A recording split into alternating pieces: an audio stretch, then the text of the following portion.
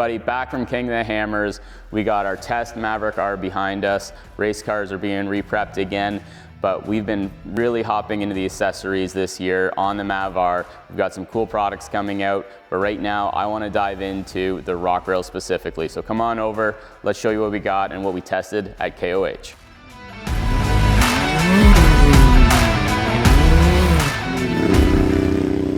Now what we have here is a very tight profile rock rail. We wanted to make this thing as tight to the body as possible, leaving you the most amount of clearance to ensure that you get through those rock trails as smooth as possible. Now this is an 11 gauge tubing. It is thick wall. It's going to hold you up. It held us up on our side at KOH when we tested.